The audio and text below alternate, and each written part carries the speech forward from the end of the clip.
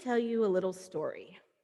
It's 1992 in Southwest Ohio, late August. I just turned 13 and finally hit a growth spurt. It's the last week of summer vacation, and I'm trying to make the most of it. So I head over to my friend's house because she has a pool. Like most kids going through puberty, my body was doing a lot of weird stuff. And because I was growing faster than my skin could keep up, like a lot of kids, I sprouted some stretch marks on my chest and on my arms. So I showed up at the pool ready to party, and the other kids started pointing out my stretch marks and laughing. That was the summer I started wearing a shirt over my swimsuit. Time moved on. I grew up, moved east, survived a whole lot of really wild stuff, including the terrorist attack on the World Trade Center on 9/11.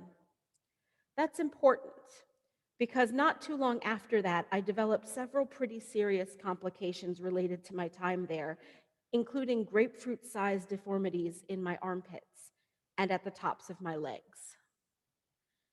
They're huge, they're ugly, they're unmissable, and they're embarrassing. And to add insult to injury, the treatments they gave me to get my immune system under control caused me to gain over 100 pounds in less than a year. That was the year I stopped wearing sleeveless shirts, shorts, and any skirt or dress that didn't come to my ankles. The 15 summers that followed were miserable because I didn't want to make people uncomfortable by showing my body, because I didn't want to be embarrassed by what they might say about it. The wounded 13-year-old girl in my head remembered what that felt like, and I decided that I was never going to feel that way again. I tried to make myself invisible so nobody would have to be repulsed by looking at my deformed, fat body. A couple years ago, though, something finally snapped. Maybe it was the menopause, maybe it was the hot flashes talking, but I gave away my very last give a crap, and I decided that enough was enough. I am fat. My arms are deformed, and I am done being entirely too hot during the summer. I decided that I was going to wear all the tank tops, all the sleeveless dresses, all the swimsuits, and I was going to be comfortable, dang it, no matter what anybody else thought. I went tubing that summer in a swimsuit. I went berry picking in cutoffs and a tank top, and I have never looked back. But that fun and that comfort, it comes at a heavy price. Middle schoolers aren't the only people who are cruel. I am constantly reminded that my body is unacceptable in our society. Like when I go to the mall and I can shop in exactly one store, or when somebody comments on my tubing selfie about how concerned they are about my health, when what they really mean is, ew, why do you look like that, and why would you dare wear a swimsuit? Or when I'm walking my dog through downtown and a carload of men drives by, pointing and laughing and mooing at me.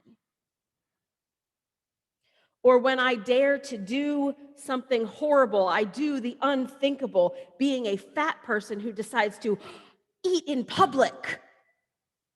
And the group of teenagers at the next table don't even try to hide their phones or their comments while they record me for their latest TikTok. It is exhausting. I fight the urge to hide and cover up and make myself invisible. I keep a cardigan in my car just in case I need to shrink. But most days now, I am able to remind myself that I am enough, that my body does not exist for public exhibition or pleasure. Thinness is not the rent that I pay to walk through this world with my head held high. I am not a joke or anybody's before photo or a reason for anybody to feel better about themselves.